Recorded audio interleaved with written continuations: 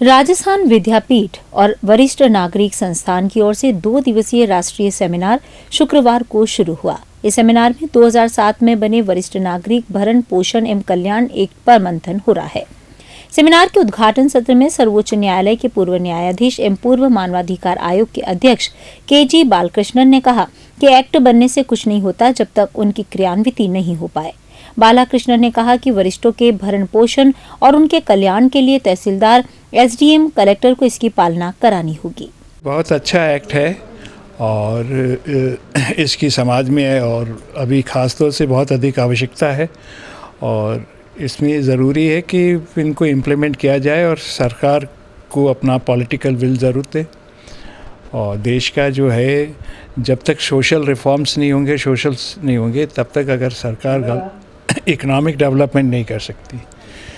देश का economic development विकास तभी होगा जबकि सोशल रिफॉर्म्स और जो सोसाइटी के अंदर सीनियर सिटीजन्स हैं उनका केयर बहुत ज़रूरी है। बच्चों का भी अपना तरीका है, जो उनका विकास तो नहीं रोका जा सकता है, लेकिन कुछ ऐसे हमको प्रोग्राम बनाने चाहिए, एक सिस्टम को डेवलप करें कि जिससे बच्चों की तरक्की भी ना रुके और समाज में जो सीनियर सिटीजन्स हैं, बुज़ुर्ग हैं, उम्रदराज हैं, उनका केयर, हेल्थ केयर है, सोशल केयर है, फाइनेंशियल केयर है, वो बहुत ज़रूरी है।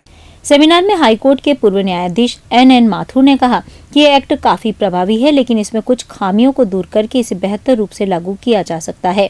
माथुर ने कहा कि देश में एकल परिवार बढ़ रहे हैं, लेकिन इसे इस बात से नहीं जोड़ा जाना चाहिए कि बच्चे माता पिता की सेवा नहीं करते हैं।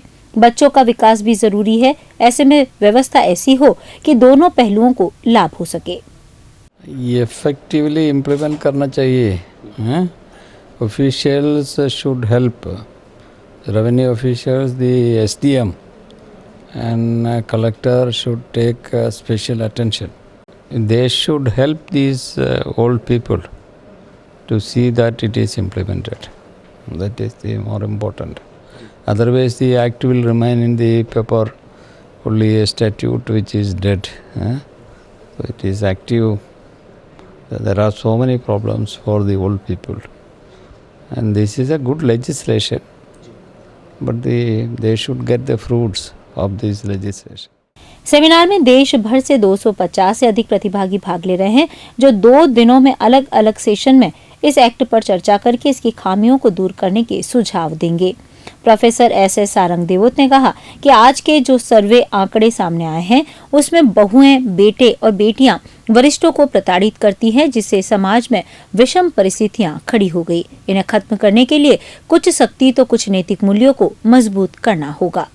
माता पिता और सीनियर सिटीजन की जो भरण पोषण का एक्ट 2007 है, इसका एक तरह से पुनर्मूल्यांकन हो रहा है, लेकिन मेरा व्यक्तिगत ख्याल है कि जब तक कि हम सोशल सिक्योरिटी, फाइनेंशियल सिक्योरिटी और हेल्थ सिक्योरिटी, ये कुछ 3 बातें ऐसी हैं कि जो किसी भी व्यक्ति को जिंदा रहने के लिए आवश्यक हैं, और जब तक इन तीनों पे फोकस नहीं किया जाएगा, जब तक हमारी जो भावी पीढ़ी है उस पर हम संस्कार की बात नहीं करेंगे, नैतिकता की बात नहीं करेंगे, क्योंकि पूरा किसी को हम जब माता पिता हम बड़ा करके पढ़ाते हैं, सब कुछ करते हैं, तो बच्चों का एक फ़र्ज़ होता है कि वो किस तरह से उनकी परवरिश करें।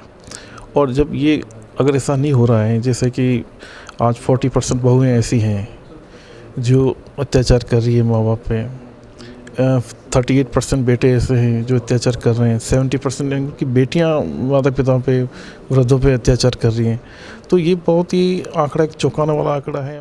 इस सेमिनार का शनिवार को समापन होगा। इसमें जो रिपोर्ट तैयार होगी उसे सरकार को भेजकर वरिष्ठों के कल्याण से जुड़े एक्ट में जरूरी संशोधन की सिफारिश भी की जाएगी।